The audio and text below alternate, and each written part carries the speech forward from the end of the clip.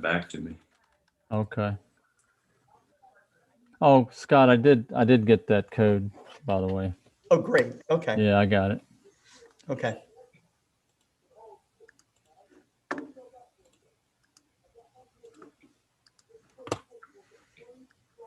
Oh, he did get back to me.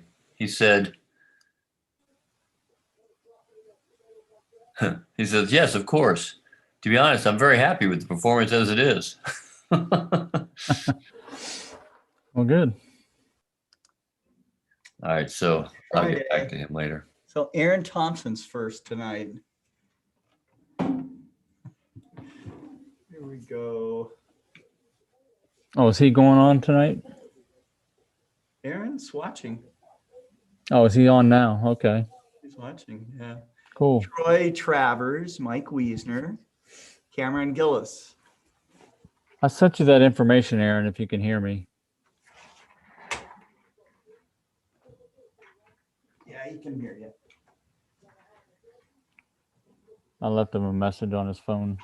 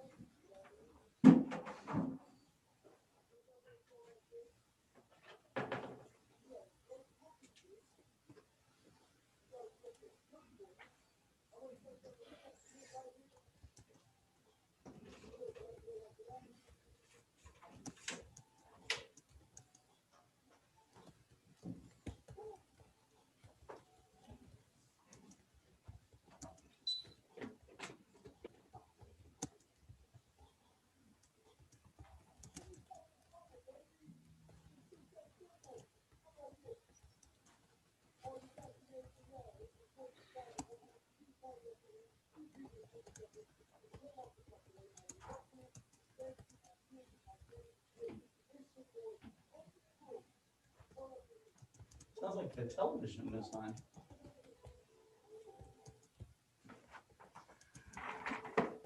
Okay. Yeah, there is some background noise in there somewhere. Yeah.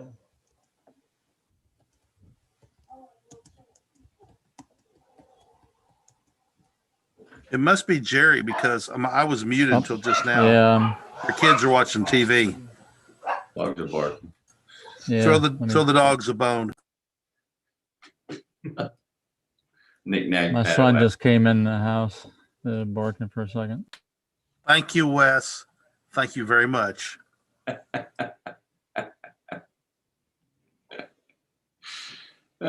miss you, Kent. You know, the best puns, you're in a room with 100 people, and I'll do something like that, and there'll be one person giggle.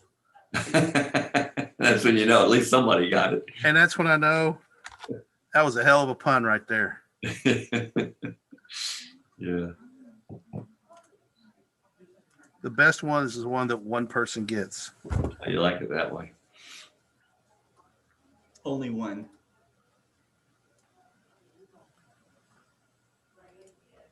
I like the groaning gasps when people get them. Those are the ones that are very good. Uh-huh. Oh.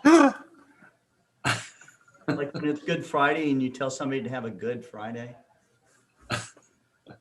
That's like what y'all were talking about with Clyde Tombaugh, with the puns he used to do, and people would groan. Yeah.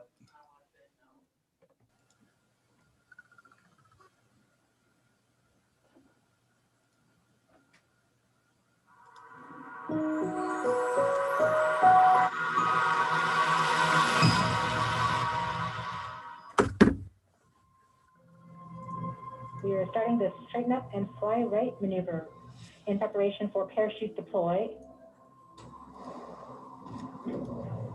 The navigation has confirmed that the parachute has deployed and we are seeing significant deceleration. Skycam maneuver has started. About 20 meters off the surface.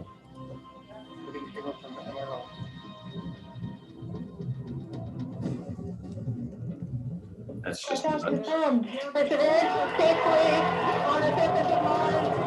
Ready to begin seeking the sands of past life.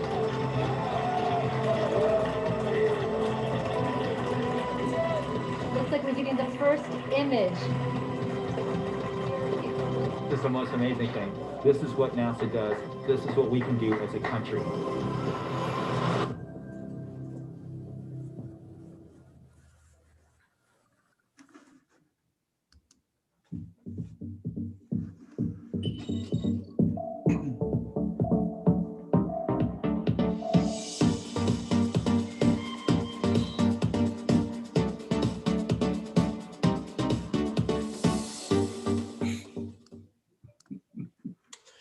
Well, hello, everybody. This is Scott Roberts, and this is the OpenGOTO Community Live. It's my pleasure to have Wes McDonald on with us from the OpenGOTO Community. Today, it's, I mean, you got a trifecta here, not including me, because that would make a quadfecta or something. I don't know. Anyways, but we got Jerry Hubbell and Kent Marts on with us. It seems like old times, guys. So that's really cool. What did you guys think of yesterday's spot on landing? I mean, it was crazy with Perseverance. Yeah, I don't know who wants to start. I said to you guys earlier, I got a tear in my eye watching it, just knowing the relief and the effort that goes into one of those things. Oh yeah. I can't imagine that poor guy that ran the EDL. He did it for spirit and opportunity too. And I remember him jumping up and down on that deal. Right. How he could stand to keep doing this, I don't know, but oh, it's got to wreck your whole nervous system. I can only imagine, you know. I was talking to a friend of mine who does work at the Jet Propulsion Laboratory, and we were just talking about, you know, the highs and lows of people in science, and I mean, it can be really extreme. It can be very extreme. You know, you lose. Something goes wrong or something like that, it can be very, very dark. And then on the other side of it, it can be like the biggest rush of your life, you know. And this person was saying that may be one of the reasons that people follow a life of science and research like that, where, you know, your entire reputation's on the line on something like that, you know. So every time. Yeah. So I don't know, you know, it would be interesting to have some people on that that have experienced both, you know. Your reputation, your reputation's on the line. You build, but that's what builds confidence and the ability to do the impossible. Yeah. Is being able to attack that and be able to have the opportunity to do it. Right. Yeah, I can't remember which Mars mission it was, but it was a long time ago, and I was at it was a Planetary Society event, and they lost the spacecraft. You know, it was supposed to be this live event. They were going to have the scientists come up on stage and everything, and they lost it. And it was just, I mean, you could feel, you know, the despair and gloom in the room, you know, and so right. I felt really bad about that because, yeah, they're doing more than putting going through the eye of the needle, you know, on these things. So, but it seems like we're getting more and more successful all the time. So it's really thrilling. And this particular landing, it was just like, you know, Jerzo crater, you know, totally treacherous, and, you know, using sensors and stuff to kind of look at the ground, photograph the ground, and move the terrain. around. Yeah, the terrain mapping, they had some flight time in that sky crane to be able to maneuver around to pick out the spot. That's pretty cool. Yeah, it was really crazy. So That's like what Neil Armstrong did on the moon. yeah, it is. It is. That's right. Oh, you're sharing something there, Kent? You're muted, Kent. All those great comments gone. Is that better? Can you hear me? That's better. Yeah. So I was just looking. NASA tweeted out this photo from the high-rise camera orbiter, I'll check that out. Yeah, that's the one I was talking about earlier. and So right they're here, photographing the landing from space. I think they did that before too. and right here's where it landed, which is effectively from the maps I saw, dead on, bullseye. And you know, the landing ellipse was for the older rovers was 20 times smaller. The Sojourner, what I'm trying to say, this one is 300 times smaller than the Sojourner Eclipse landing oval, and they hit it dead center where they wanted to be. Which, you know, I was struck by this the crater, the delta over here. Yeah. If you go to Google Earth and look up a picture of the Mississippi River Delta south of New Orleans, it looks exactly like that. It looks like a brother and sister. It's amazing how those two delta formations look exact. And Scott, you had asked, how does it make you feel? I started grinning again watching the replay from yesterday.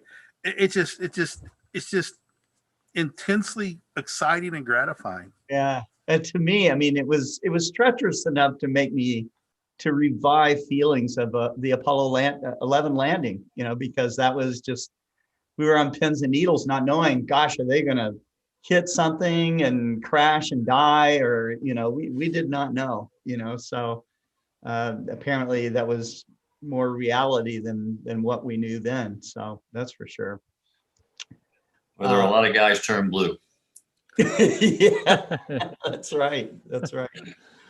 Well, very cool. Wes, it's great to have you back on the show. You've been on a couple of times, and this time, I guess we're going to talk about the unsaid features or untold features, or you know, the unsaid feature requests of the OpenGOTO PMC-8 system. So. Right. Yeah, so I'll let you guys embark on that conversation. So yeah, I just asked Scott, I talked to Scott last week about getting Wes on to talk about the firmware, because I've been talking about it a couple times on these shows, and I thought it'd be good to have his perspective on it, because he did a lot of excellent work on it, and he was a driver for several features that he's going to talk to you a little bit about. We're not going to get any time of gory detail, or boring detail, you know, to put people to sleep. But we'll talk about what these things will do for you in the future once we release this firmware, and a new ASCOM driver also. So, Okay. Yeah, go ahead, Wes. What do you All right. think? So you said something I want to be sure that you rein me in. People sometimes ask me what time it is, and I start telling them how to build a watch. And, Yeah, right. you know, Right. So if I start talking about how to build the watch, you know, say, why don't you go a little higher or something? Yeah, right. And what the concept of time is anyways, right? We can use we can use watch as a safe word. I'll know what to do. Watch. And so We do need safe words on the show. So as Scott alluded to, this, I'm going to try to speak about where some of these things came from, and then what they did. That it's not really, you know, we have the feature requests area in the forum, and people have put a lot of feature requests in there, and these really are firmware features that they weren't requested specifically, I don't think, although they may have been sometimes voiced. But there's three or four of them that were out of all the feature requests we have now, there's only 3 or 4 of them are related to firmware that I think we worked on. And so the functionality that's been put in here that's different from the way it used to be, to a certain extent, is a distillation of what Jerry and I were seeing, and Kent too, and the all of the discussion on the groups and service people having service calls about how to do things and where the sticking points were for them. We tried to make those easier in this. So that's some of what you're going to see here is a result of that kind of thinking.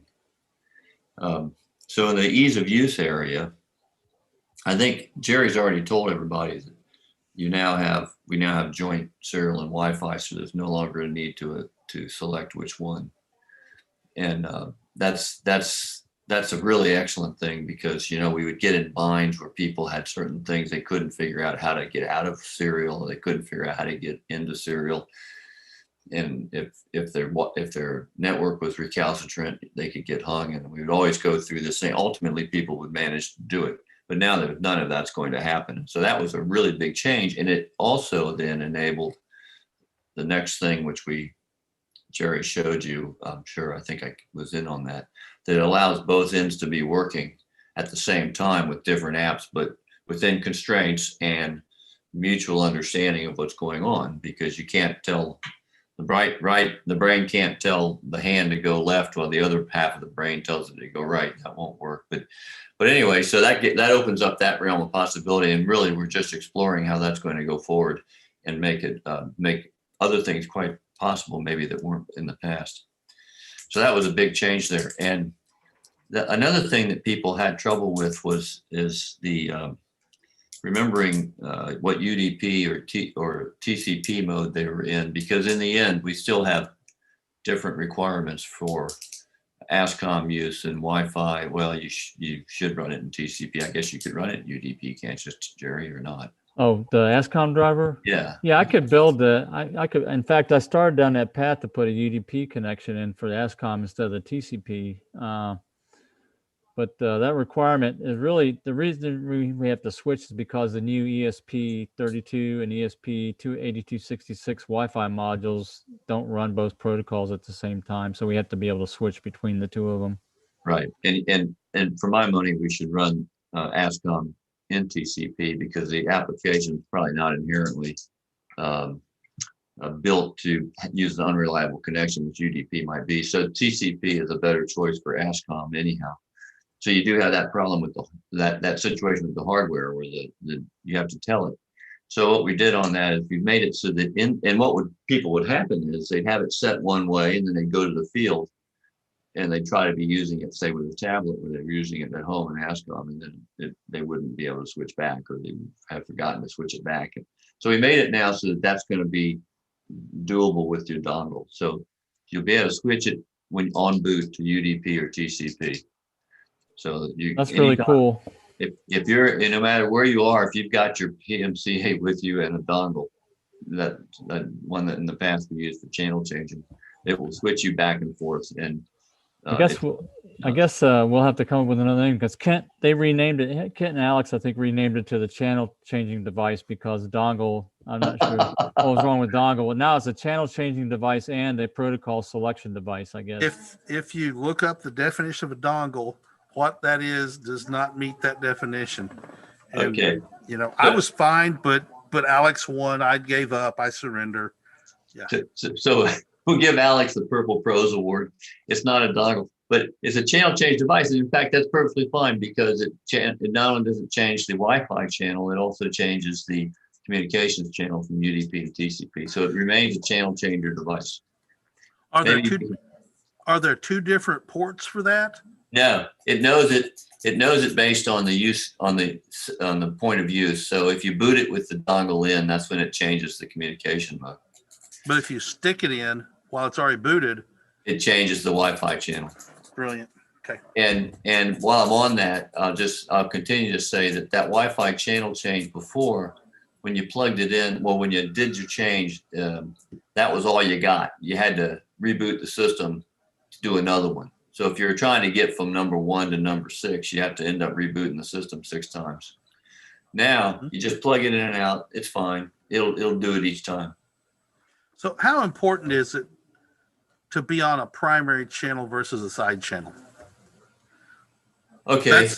So this is it's not quite religion, but there's some faith here. But I'll tell you, from my view, and the way the way I've studied this, that way the Wi-Fi works, you really don't want to be off channel. It lets you go off channel, but the way the channel interference works, you see, if you're on, say, channel 3, you're picking up interference from both channels 1 and channel 6. And because it's wide, the thing is wider than one channel. The bandwidth is wider than one channel. And so you really want these things to be placed so that they don't, the frequency use doesn't overlap. And as soon as you do this, I don't know if this even shows up on the TV screen, but as soon as you do this, you have a problem with more interference. Yeah, that showed up well. That worked. Yeah. So what you're saying is if you're on 3, you can get, if you got a bunch of people on 1 and on 6 and you're trying to get away from them, but you're actually getting both channels interfering with you on channel 3. Right. Yeah. Now what happens when you're on channel and someone else is using it, the thing uses what amounts to carrier sense multiple access. So it knows the channel's not able to be used right now. And so it's not like people interfere with you. You just are delayed. Your throughput goes way down because you're waiting for the channel to open up before you can send it. And the thing knows how to do that. The radio does. What I'm unclear on is whether it's able to do carrier sense multiple access when it's off channel. There's probably RF guys out there right now that are cringing at this, but send us an email or something to clarify this if you think it's different.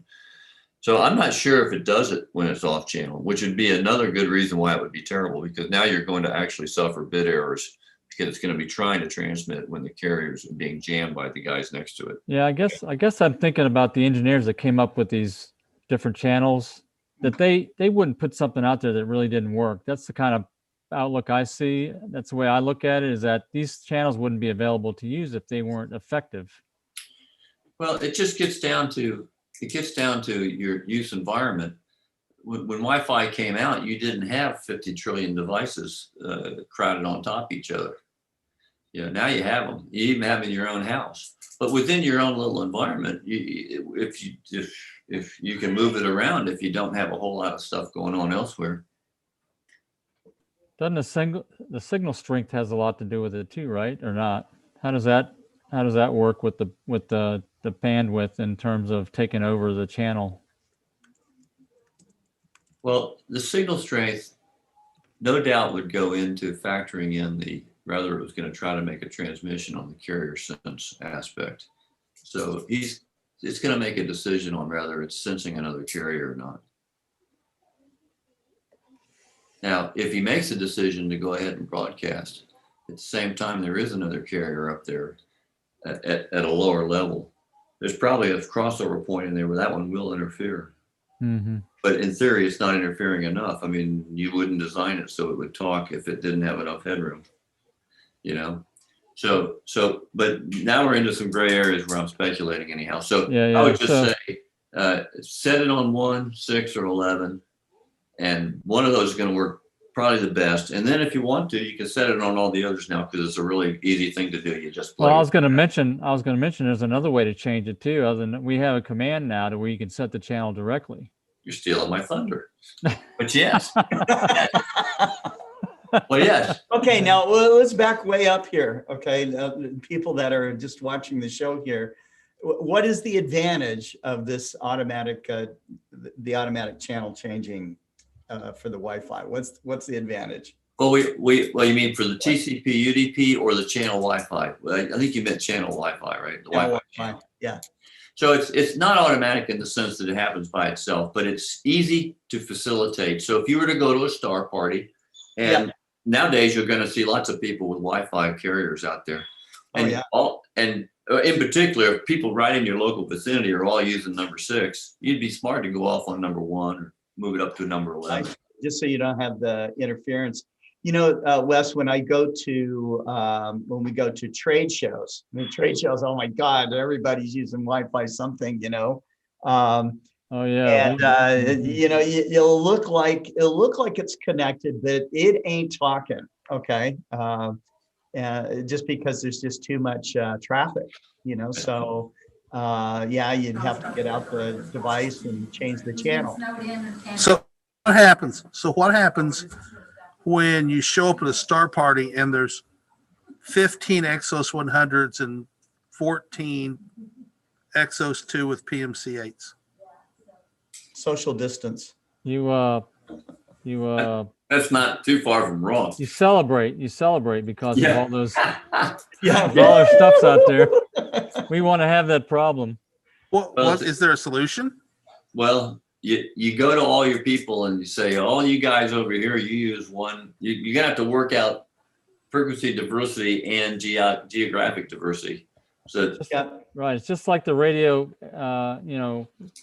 aircraft, what they used to do to switch channels for the servos on the radio controlled aircraft. You had to decide which channels people were going to use. But everybody had a flag on their antenna with their color code. well, you're just gonna have to walk around and ask people. And get your sniffer. You'll have your, you get your Wi-Fi sniffer and see what people are using. Wi-Fi sniffer, like on your phone. They have them on maybe Oh, yeah. on smartphones. I guess. Android has a wonderful one that I use down here, but I've never found a decent one on my iPhone. If anyone has a link to one, please send it to me. Hey, there's a question. Harold Locke asked, wasn't Jerry saying to run everything in a closed network a la VPN? Oh, this is a question about security that I think who was it that asked about a while ago, Scott? Remember, if you're out in the field and you've got your communications set up with the PMC-8, it's got its own network. People can get on the network, is what the issue or what the question was. Yeah, and hack the computer, I guess. Right, and hack the computer. And I think Wes and I have talked about that. Do you have some specific thoughts about that, Wes? Well, I have a lot of thoughts about that. It'd be very difficult to hack us. You might do a denial of service where you would jam up the Wi-Fi itself, but getting into well, see, the particular complaint was that I think Jerry, he was logged on to his home network somehow, and he was worried about that opens a port back. Yeah, right. Back he could somehow get into his PMC-8 and get into his computer from an backdoor into the route. computer, right? And I have to bow to this guy's superior knowledge. He said he'd done it, but as far as messing up the PMC-8, I think I can state without too much fear of contradiction that you're not going to be able to, as a hacker, get in and cause the PMC-8 to go bad on you. The worst I think you could do is just jam it so you couldn't talk to it. But once your PMC-8 is connected to the computer, you can't get another computer through that port, right? You couldn't. Yeah, that's right. The RM131 actually will go ahead and assign let someone else link to it, but it won't accept any inputs from it. So and the ESP module, we have that set, Jerry, so it only accepts one client. Right, exactly. We have this configuration to where it only allows one connection at a time. So you're only vulnerable in that time between you turn your computer on and hook up the PMC-8 to it, right? Yeah, with quotes around vulnerable. Because if someone gets in it, it's not you. Well, you're standing next to the thing. If you can't connect, what are you going to do? You're going to reboot the PMC-8, and that'll be the end of that guy.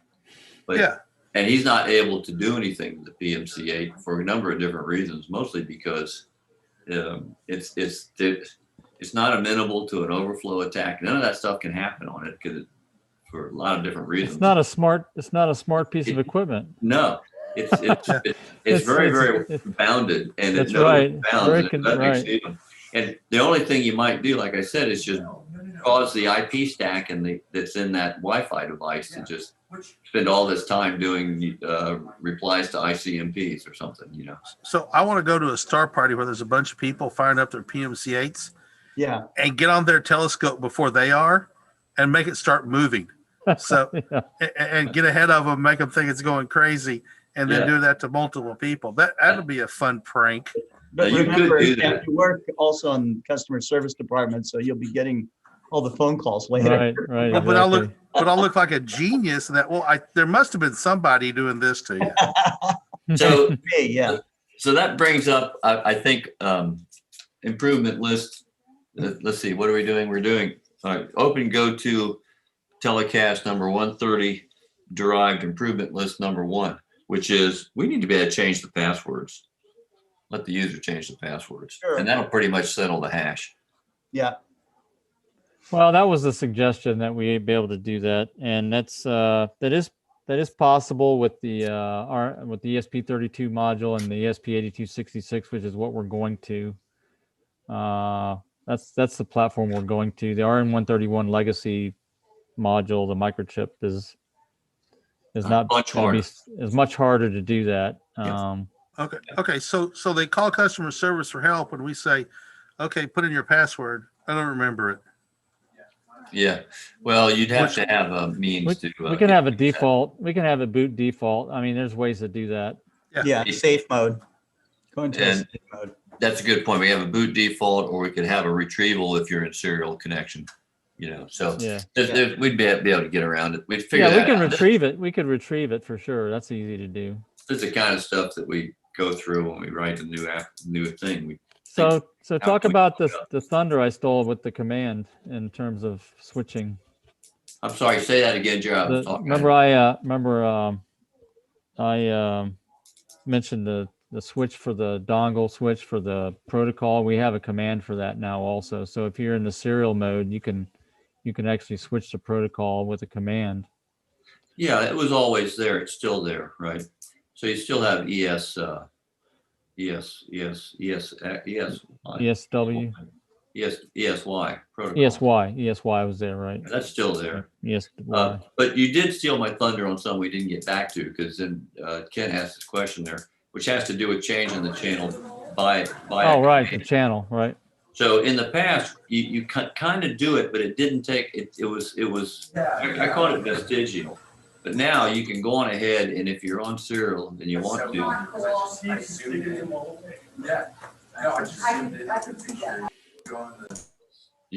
you can send a ESSW command to the thing and set the Wi-Fi channel to any channel you want, and that's the channel it's on. So you don't have to go through the dongle business if you're connected and you feel like changing it. You can go VFR direct to any Wi-Fi channel. And that's all very nicely done. In other words, it remembers it. That's where you are now. It'll be there until you reboot, blah, blah, blah. There's some comments here. It's probably a good idea to bring some of these up here. Cameron Gillis says Wi-Fi is CSMA based channel since multiple access. So you want to have separated Wi-Fi TXRX. Okay. Clearlight 58 says we have this problem in the TV world. They actually have frequency coordinators at large sporting events who assign frequency. Celtic Ravenvoss says yes, RF people are cringing. The thing that is that Wi-Fi has dual sideband DSB versus single sideband SSB. Yes, you can say 8 and try to stay in the middle without performance loss. Also, good Wi-Fi has, I think, 24 channels now. So that's the question. Richard Gray says he had an RC car crash during a race because someone in the pits turned on the radio. Sorry about that. So that's something else. This is the modules we're using are 2.4 gigahertz instead of the 5 gigahertz band. That's where the more channels are available up at the 5 gigahertz band, I think. Yeah, there's I think in Europe there's an extra one hung on to the 2.4 gigahertz band. Might even be 2. I think there's more than that. I think it goes to 15. Okay. And the US is limited to 1 through 11. Okay, so I think the comments, they're cringing. That's good. Cringing. Cameron Gillis says, as Wi-Fi gets more congested, a good feature to have on PMC-8 is Wi-Fi module reset without resetting alignment. This would force the Wi-Fi link to recalibrate power levels for the channel. Okay, so that's a very interesting thing, and I'll tell you what, that's actually doable right now. If what you said is a thing, That's doable. Let me think about that. That's not doable. Is that doable? We've That's we've doable? reset. Well, we've changed the server, switched the The- server back and forth. We restarted the configuration, right? So when you change the Wi-Fi channel, right now we don't reboot the Wi-Fi device. Right. We just switch it. Yes, but if we reboot the PMC-8, which reboots the Wi-Fi device, Yeah. so we would have to have, what he would ask us to do then is be able to reboot the Wi-Fi device, which would cause it to come back up and do what he said it does. But not lose alignment. Right, and it won't. See, right now you can do all kinds of stuff if you have if you Yeah. don't stop the PMC-8. Everybody picks up right now. That's a feature that Jerry hadn't talked about, but you pick up where you left off, smooth as silk. It always did pretty well, but now it does it smooth as silk with ASCOM and everybody else, right? With multiple, you can make and break connections all day long, and then PMC-8 will continue to do what it's doing. And when someone comes back in, PMC-8 says, well, here's where I'm at. And the other guy picks him up and off you go. So that's all really good. And by the way, you never lose alignment anyway. Well, I guess on Explore Stars you do. No, even No, then, you don't. you never because lose alignment no. anyway, even if you reboot the PMC-8. What No. you lose is where you're pointing at the moment. So you need, Right. you want to run it at home and then But if reboot you it. restart Explore Stars, you're going to pick up right where you're at with the same mount model and everything that you did the alignment previously. Right. The And model stays in there the mount model's in there, I guess, based off what you, when you did the alignment. what you. And it will still know its position. Yes. Yeah, if you don't restart the PMC-8, when all the applications hook back to the PMC-8, they pick it up where it left off. Yeah, I guess that's one of those little subtle things that we've enhanced or polished. Right. You We used to do polished it. Right. It does it, but there's been an issue with certain connections that would restart the PMC-8 and reset from scratch back to Park. Yeah, one way to do that, by the way, is I found it, and Jerry, I don't think we've nailed down the exact situation, but a lot of times when you reconnect the COM port, it'll reboot the PMC. If your USB connection to the computer gets restarted, if you unplug your adapter for the G11 or the XXXIII, and when you initially start it up, it reboots it when the USB connection is made from the computer to the adapter module to the USB adapter, that sends a reset signal to the PMC-8 to reboot. That's like on an initial connection.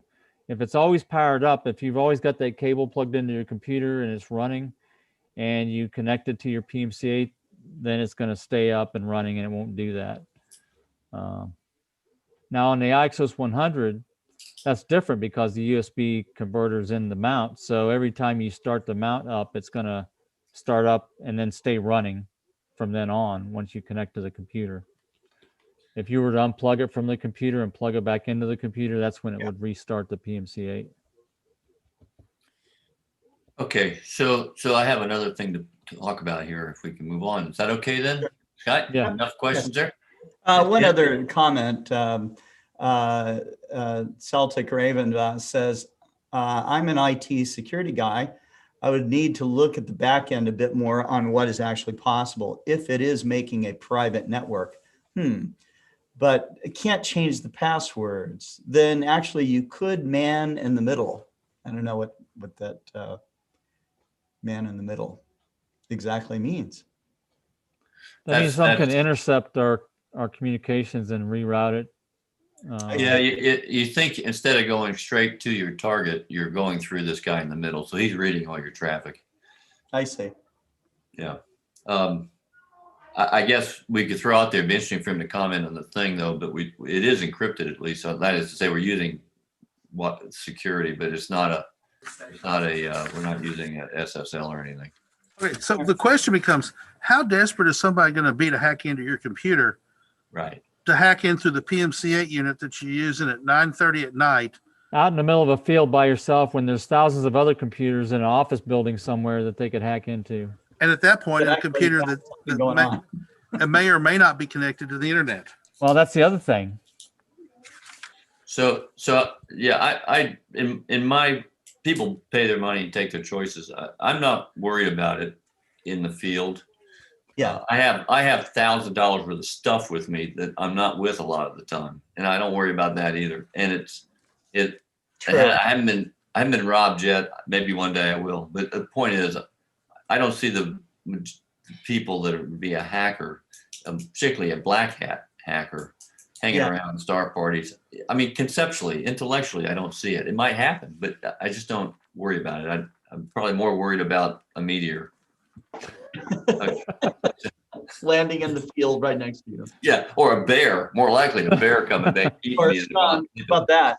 Or a skunk. Yeah, That's what worries me is the skunk. yeah. I can deal with a bear before I can deal with the skunk. Ruin your whole day. Oh yeah. I understand the issues because a very good friend of mine works in cybersecurity for a very large company, and he talks about risk management and things. And the reality is, I mean, like we said, he and I've had this conversation. He says, that's really low on your risks, at the end of the day. Mm-hmm. Yeah.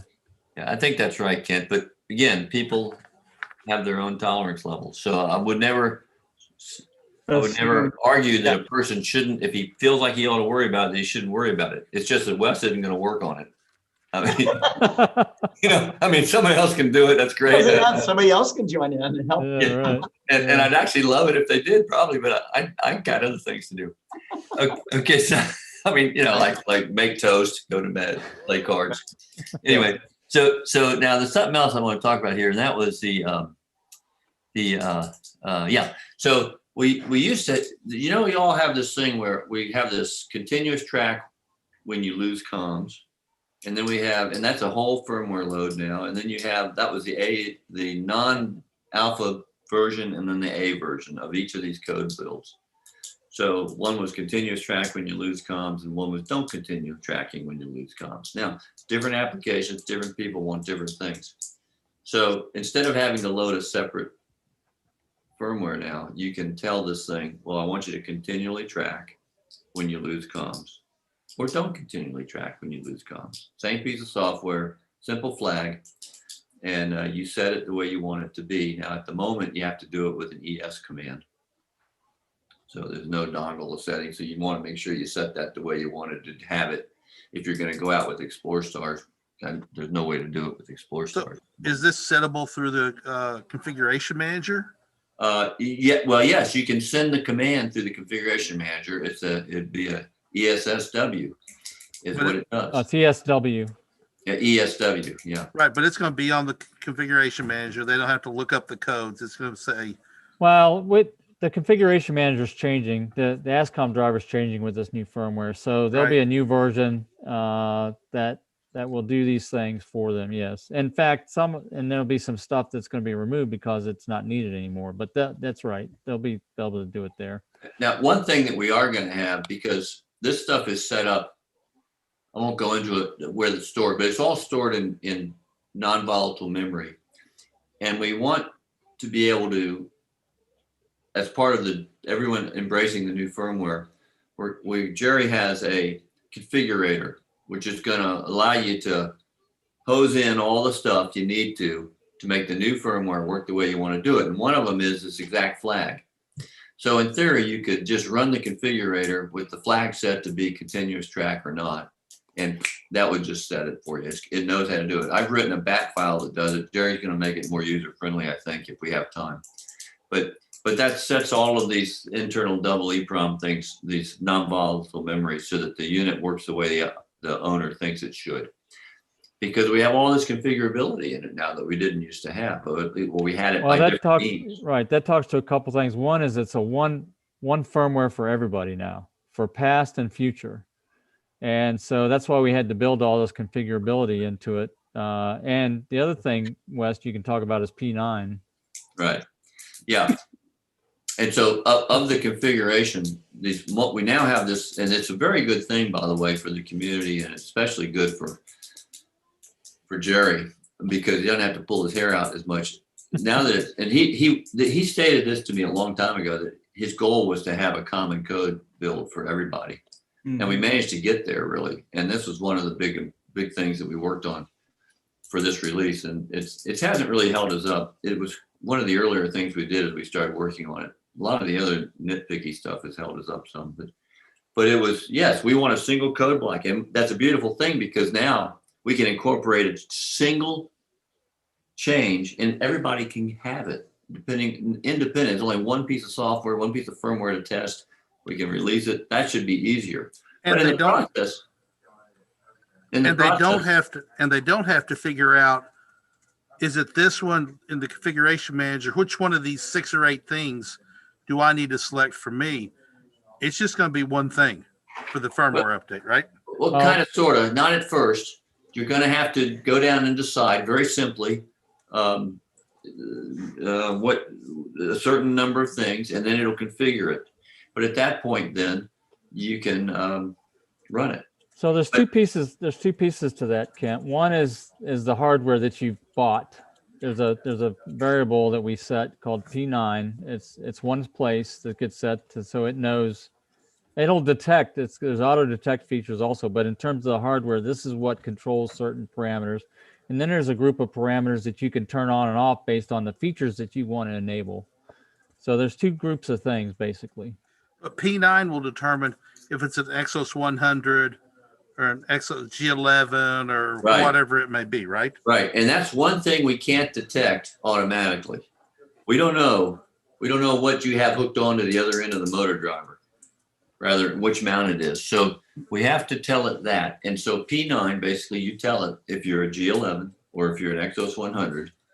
And you also tell it if you're an Exos 2, but the fact of the matter is, if you told it a 100 and a 2, I think it would be immaterial to the thing. Well, what drives that is the motor current. That's the main thing that drives this is the motor current settings. So the different mounts do have different motor current settings, which I haven't gotten to yet. But so it's important to have the right mount selected. So if you have a Exos 2, you want to be sure to set this variable, and the configurator is going to ask you in plain English, what do you have? And you can say Exos 2, and then it's going to make sure P9 is set right. So you don't got to remember any of this P9 business.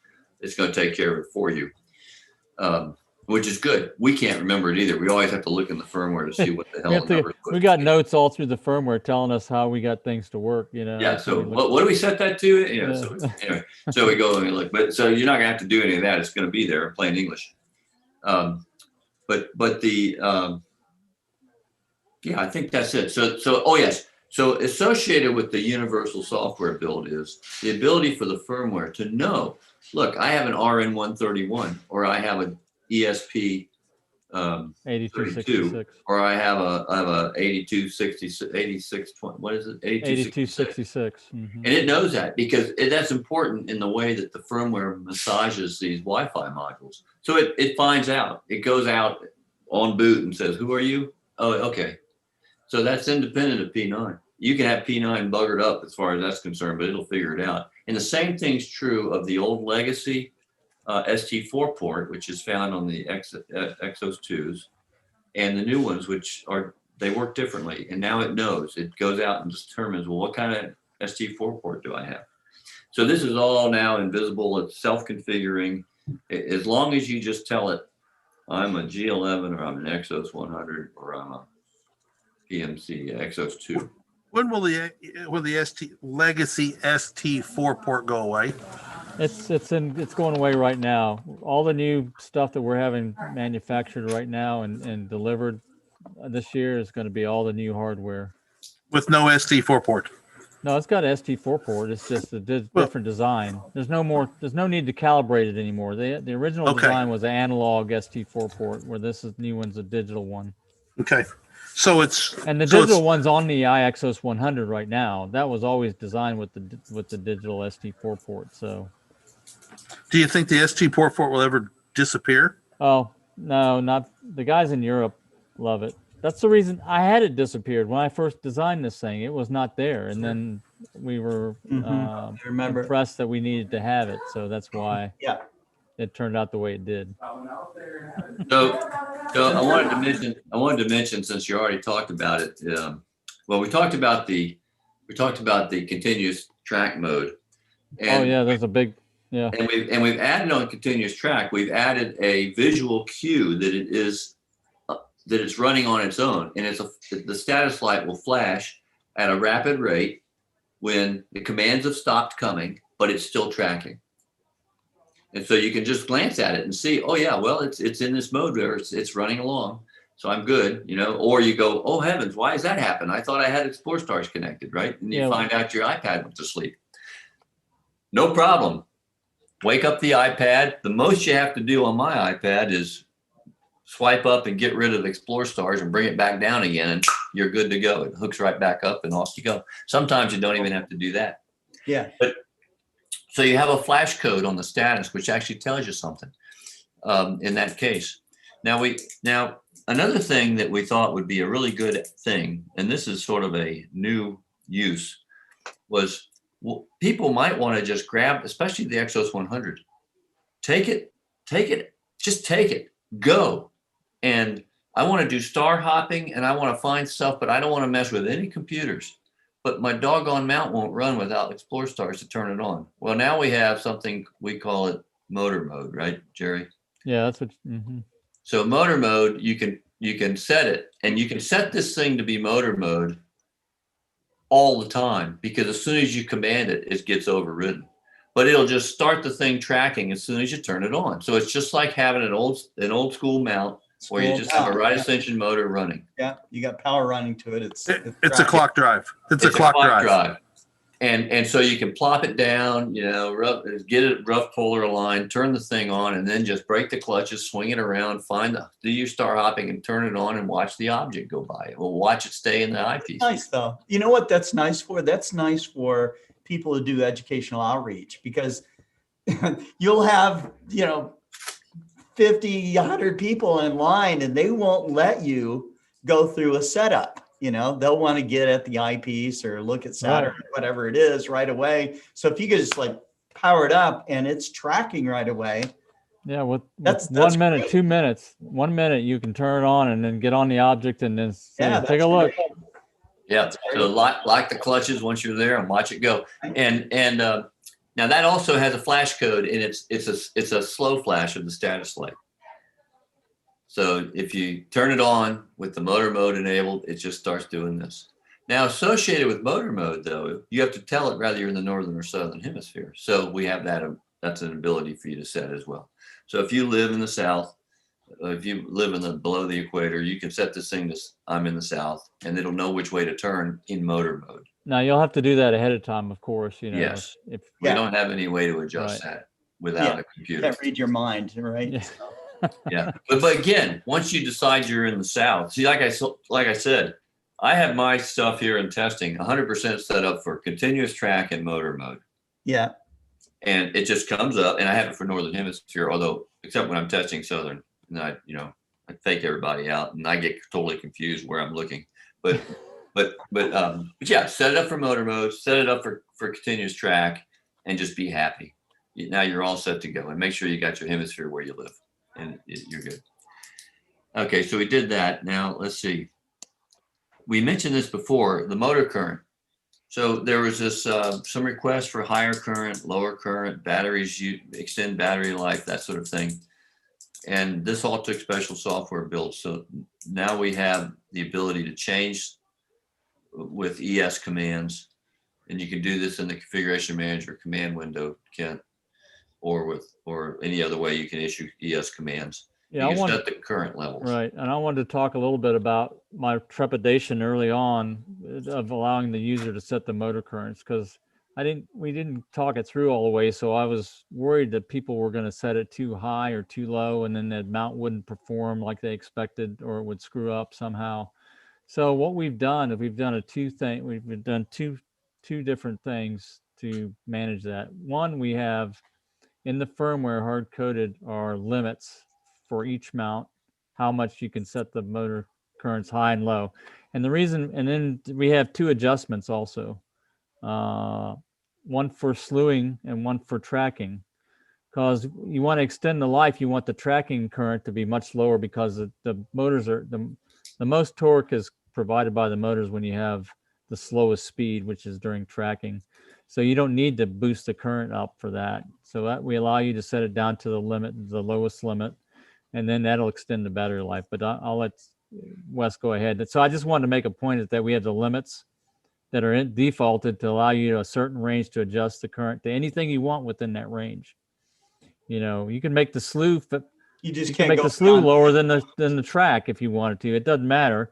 It would act goofy, but that's up to you. You know, you're going to be controlling that, but it Oh, and- won't put you out in a range where it'll screw something up in terms of the mount performance. What's the point of changing the motor currents? So it slews a whole lot quicker for you? Is that all Oh, it it is? has nothing to do with that. It's just If battery you have life. a heavy mount, you might want to have more current for slew. I think that's a question. Yeah, That's a right. statement, So if you want to overload your IXOS 100 like people do, they put double the weight on it, right? Then you can boost the current.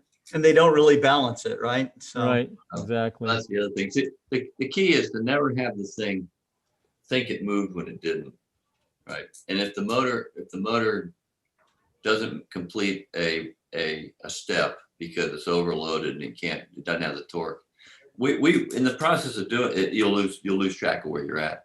mhm. In the process of doing this, we set the currents all over the place, and I was surprised to see that, just as a data point for people, at was it about 250 or 300 milliamps, you can turn the motor by hand. It will not resist the torque that you can apply grabbing the small pulley and just turning it. Yeah.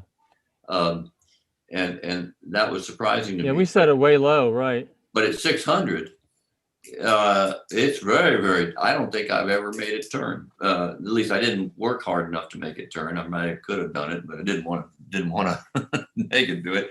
It was obviously very happy not to be moving. And so this is how we come up with these numbers on the low end. So we know you're going to be okay, but if you have a really heavy, it's a general statement, balanced tracking, but as a general statement, but if you have a low current on slew and you want to go, I believe your instantaneous torque might not be enough to carry the day.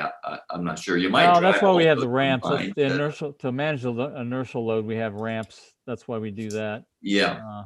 Yeah. So in terms of mass, but the other thing is that one thing to keep in mind when we say the motor current is set to 600 milliamps, that's a driver. From a driver perspective. That's not the overall power that it's drawing. So for example, I've got the big board, like the G11 and the XXXIII board. When it's set to 600 and 900, when it's tracking, it actually draws about 300 milliamps of power. And then when it's slewing both motors, it draws about 500 milliamps is what I've been measuring. So the battery can last a long time. If you think about it, if it's tracking 95% of the time, and you're only drawing 300 milliamps, and and you've got a battery that's got 12,000 milliamp hours, you've got a lot of battery life. Yeah, it'd be 3 hours. It'd be 3 hours per amp hour, so of usable capacity. So that'll make those batteries last a long time. So I think that's probably all. That's pretty much all the stuff. There's little tweaks and little things here that are and real subtle things that we've added to make the thing perform better and to give us more margin. And the main thing I wanted to talk about is the usability features, the improvements to the configuration and the headaches that people have been talking about. That's what Wes is. That's what we've been talking about, and that's what we've heard on the forum. Yeah. So you no longer switching serials to Wi-Fi, no longer having to have a computer to change it from UDP to TCP, no longer having to load different firmware. If today you want it to be continuous tracking after loss of, or yesterday you didn't. All that's a thing of the past. So that's great. So you just hook it up and it works. Yeah, hook it up and it works. Yeah. So when is this going to hit the release?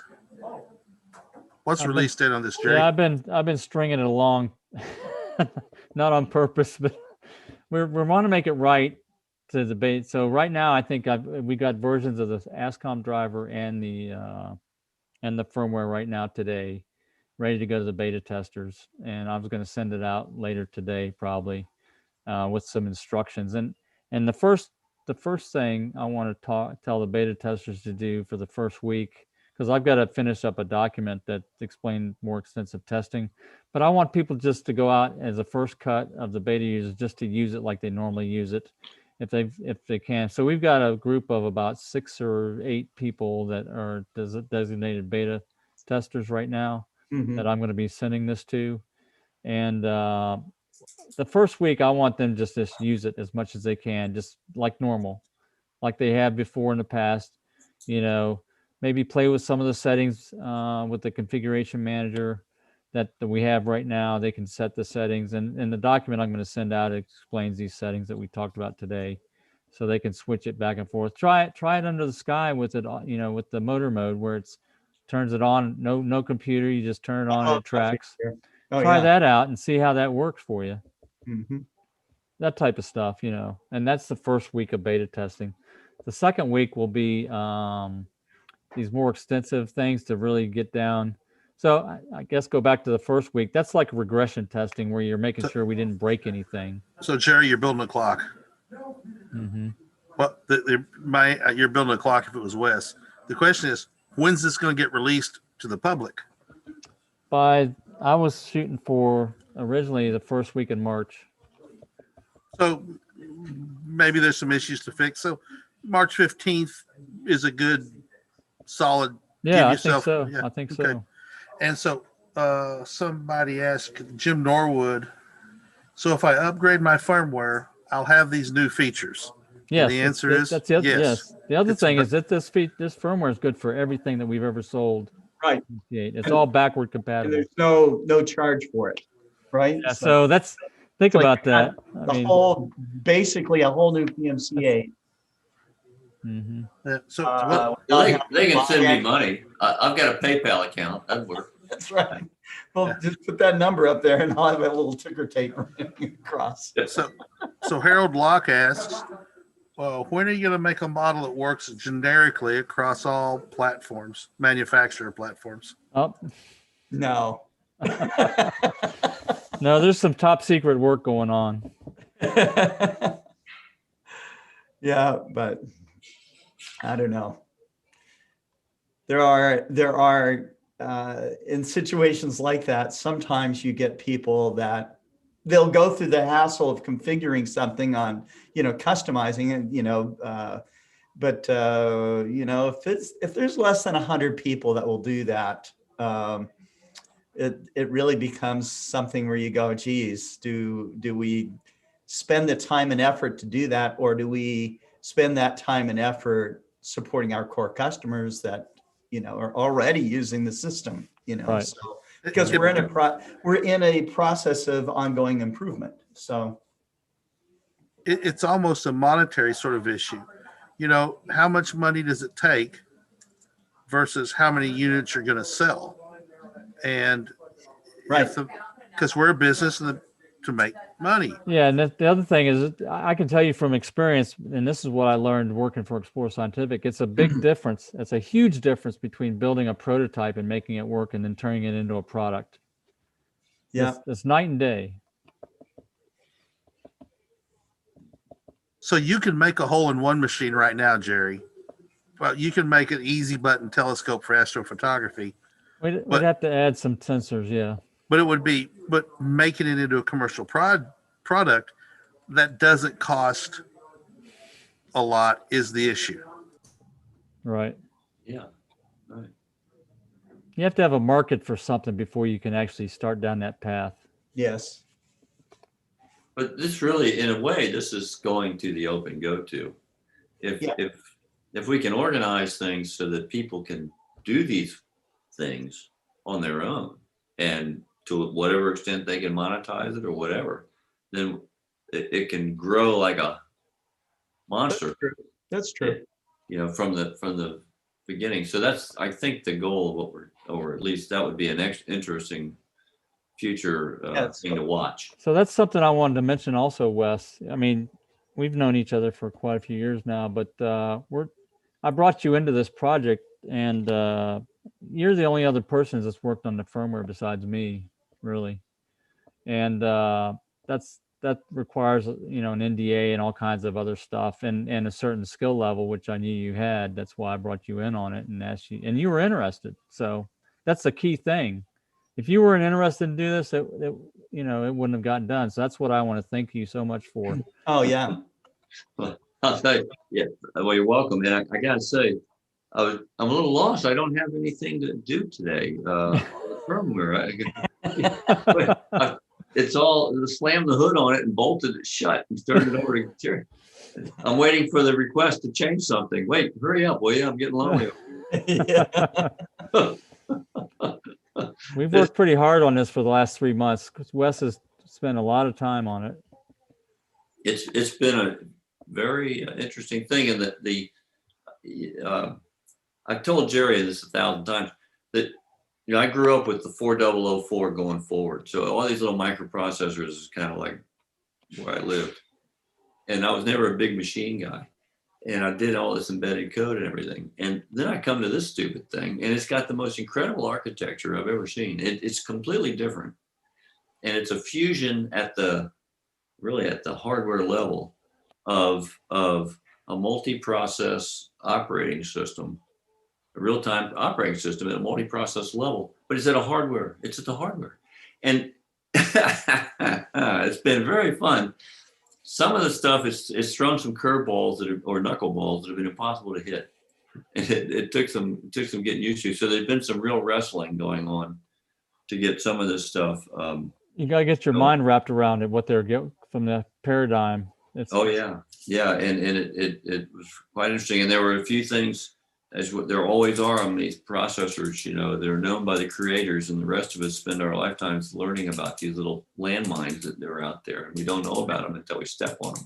Right. And we had one or two of those happen that cost Jerry and I hours and hours of knocking our heads against the wall. But it's been, in the end, it's extremely rewarding. It's very fun. Awesome. I think that Jim Norwood had a nice comment here. He said, put Wes's name in the firmware version name. So we'll have to put it in there somewhere. Thanks, Jim. I don't know if I want to have any things.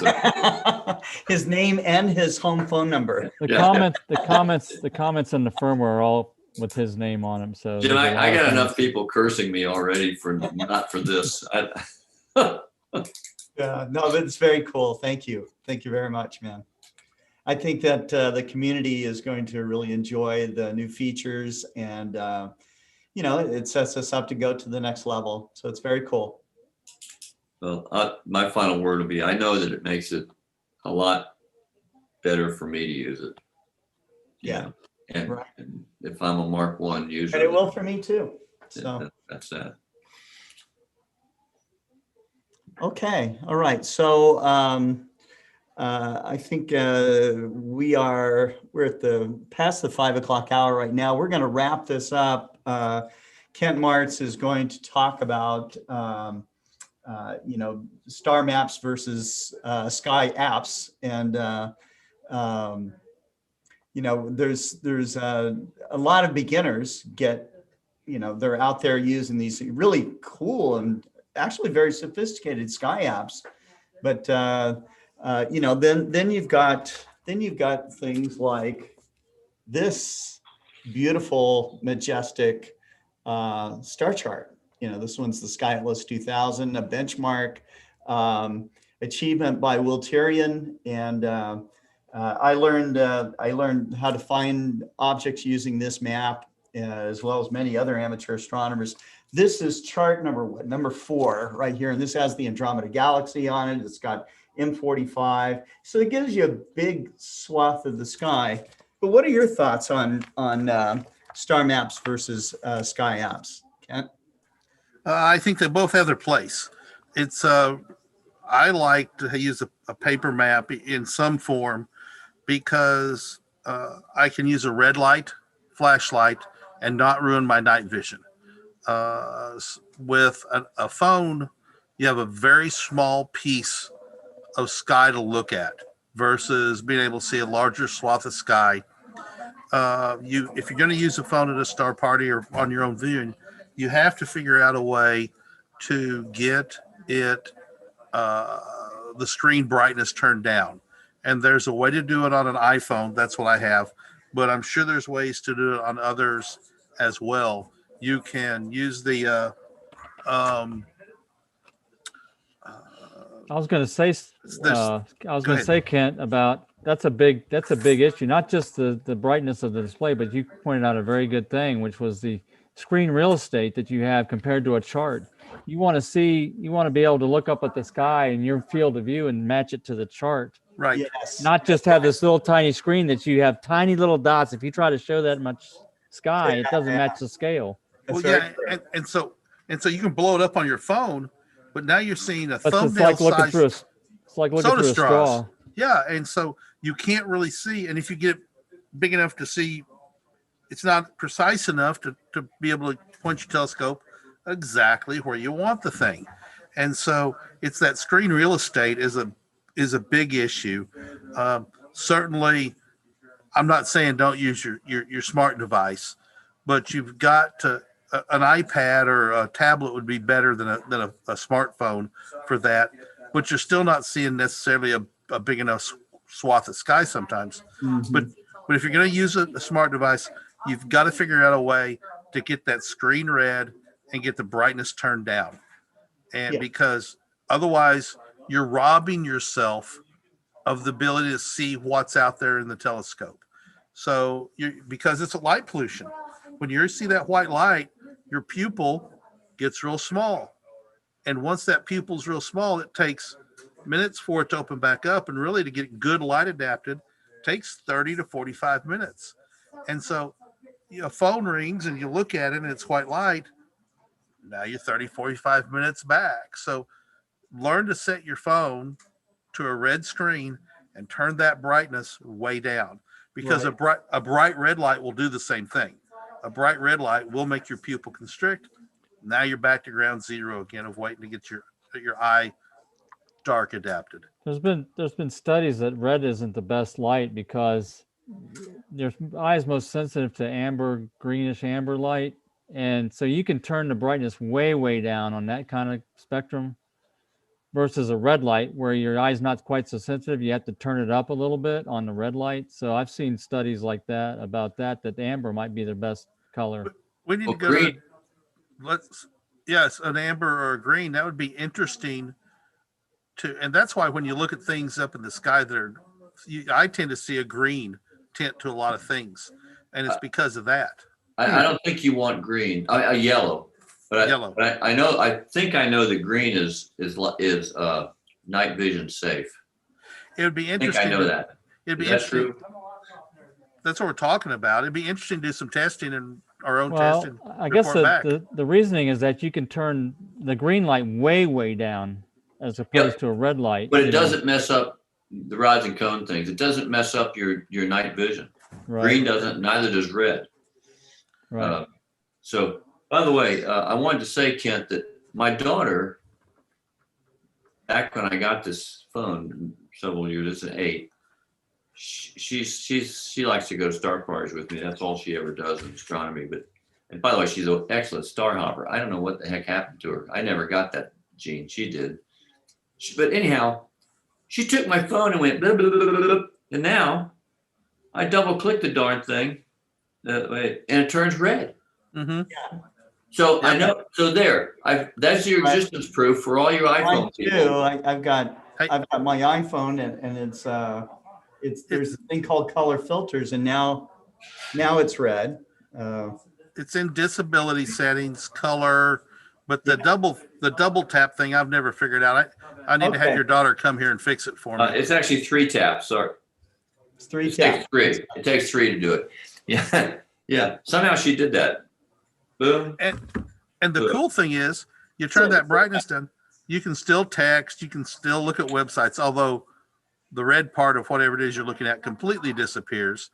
And so you're in a situation of, you got to figure out where the reds are. But I do that at star parties.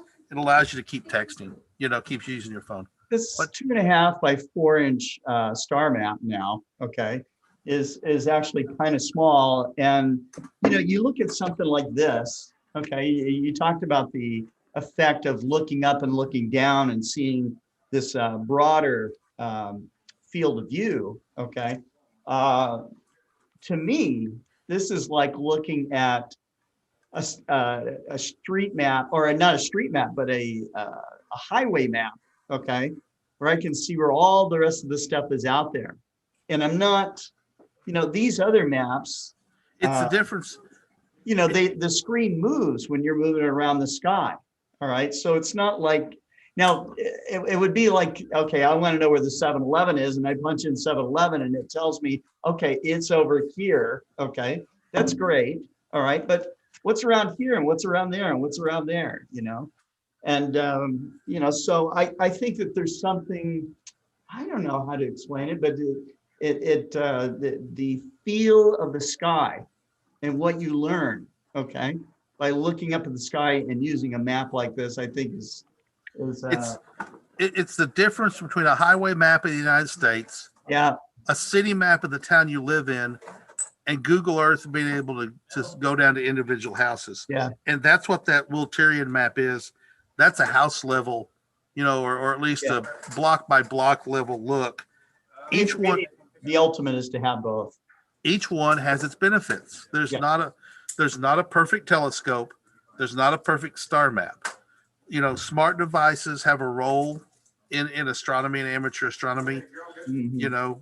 The day of paper maps probably are long close to be over with. I don't know. We still use hammers. Hammers have been around for thousands of years. Still do. Hey, Jerry, can I try and use your phone as a hammer? No, but there's hammers available. Yeah. But let me chime in here just a tad, which is when I first started astronomy, and that was not that long actually before I met Jerry. I'm reading, and the guys are saying you must learn the sky. You must learn the sky. So I got the planetarium thing, and that's called the Planisphere, you mean this thing? Planisphere thing, yeah. And I learned the sky in a broad general sense. I mean, a good one. And I learned a lot of the stars that you need to know where they are, or at least they're extremely helpful, and you can orient yourself. And there's a lot of pleasure that comes from recognizing the constellations and knowing what the objects are. I'm saying. I deteriorate pretty quickly. I don't really know too much where any of the DSOs are relative to the constellations. I don't remember those. I just go to, because then I use the exact thing we're talking about. Right. I have a particular app I use all the time, but you find them, and then to your point, you can look around. It'll center it for you. Now you know where it's at. But the point is, there's a friend of mine we had a problem. We had partially cloudy skies at a star party, and he needed to see a couple stars in order to do some kind of an alignment test with his astrophysics. But and he said, well, I said, well, there's out there. Just go to it. Well, how do you know that's out there? Well, because I just know. I mean, I've learned the sky. I mean, this guy could take the most beautiful astro photos you ever saw, but he didn't have a clue where he was looking, where anything was. Yeah. So it's beneficial to learn the sky. And there's onions, right? It's an onion. You can learn it all the way down to the gnat and try to remember every little dit and dot. You can learn it somewhat, and then you can use your maps or whatever to help figure out where things are. But it's extremely rewarding to be able to look up. I was at a party once, and oh, look at that bright object. And I'm going, oh, that's Jupiter. These women go, oh, well, how do you know that? And I had a nice conversation with some beautiful women about astronomy, because I knew where Jupiter was. Well, how do you know? So anyway, there's benefits, as I just pointed out. Yeah. So I would make a horrible pun here, but I'm not going to do it. No, there's no room for puns right now in this area. All right, I'm out. I don't know. To me, that skill is like one of the marks, not the only mark, but one of the marks of an astronomer. Do you know how to do those things? I remember when I first started meeting professional astronomers as I was beginning to learn the sky. I spent a lot of time at Palomar Mountain, and so we got, the professional astronomers are going to work and stuff, and they would stop by sometimes to see what the amateurs were doing and take a peek through their telescopes and on their way to the 200-inch. And they would say, well, what are you looking at? And I would say, oh, it's NGC 253 or whatever, and they'd say, how do you know it's NGC 253? How do you know how to find that? Oh, well, I'd pull out my Sky Atlas 2000 and I'd show them in the sky. This is way before lasers and everything. We used to use like a mag light, and use that bright light and make a beam in the sky. And he was just, a lot of professionals were just going, well, I just do my research, so there are research astronomers, and then there's these people that, real stargazers, so, but So yeah.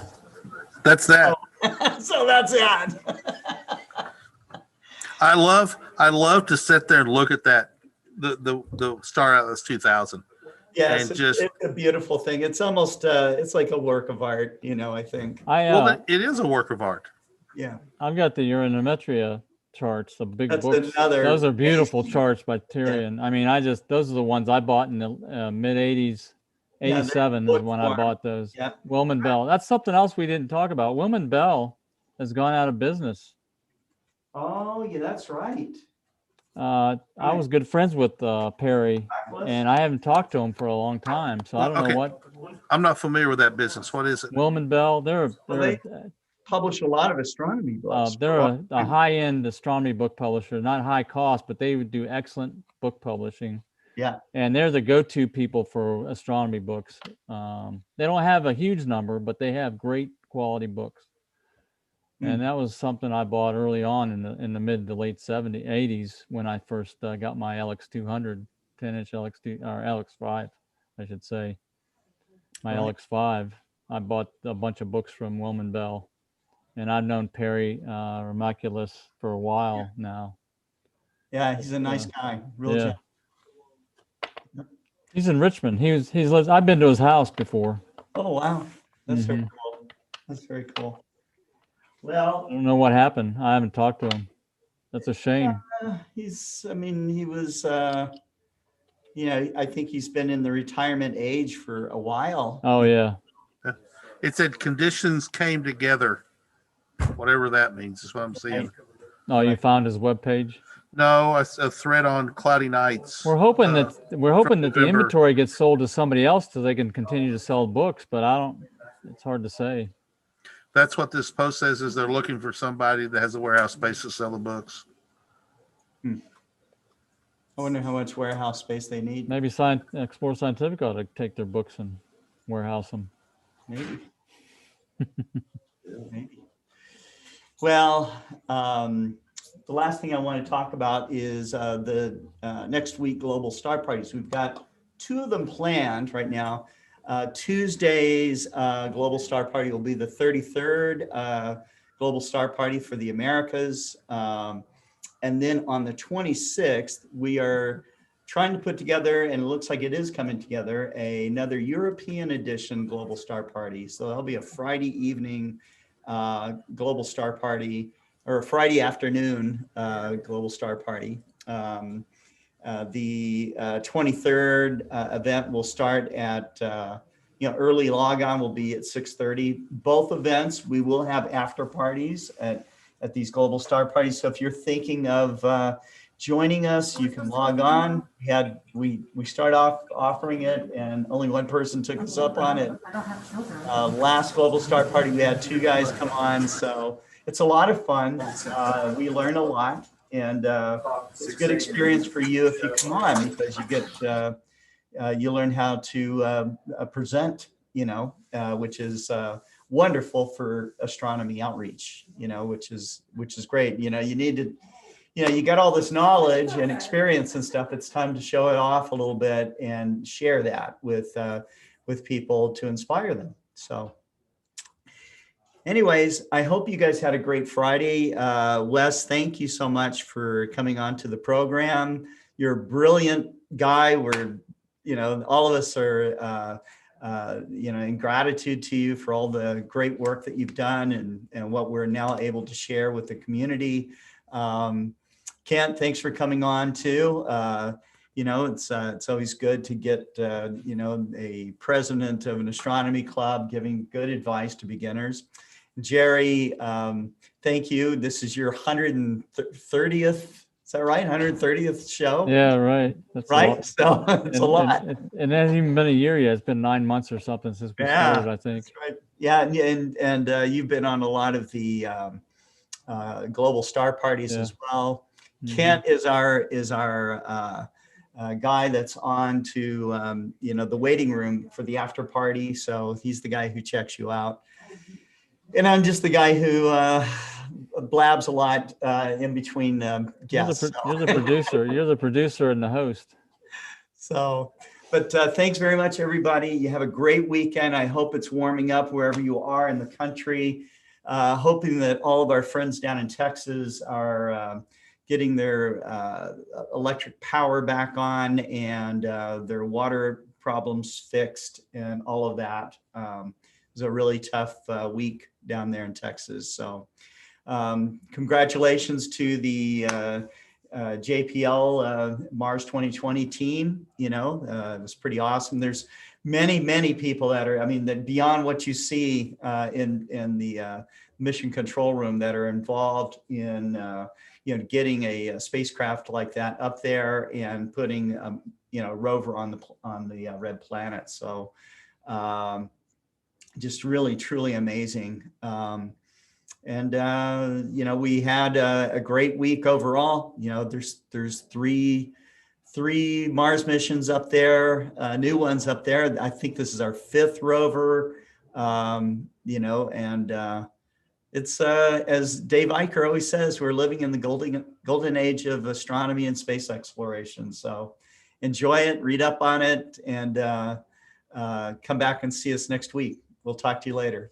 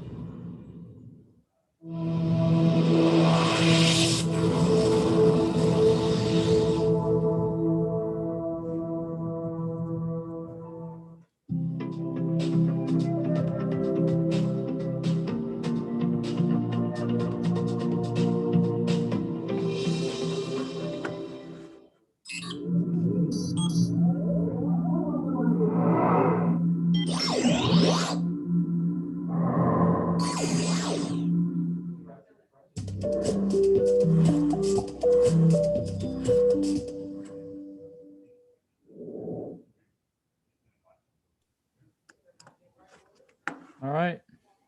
Take care. Have a good weekend, everybody. Thanks. Man, oh man, that's just fantastic. I gotta tell you, I've never watched the whole thing through. Great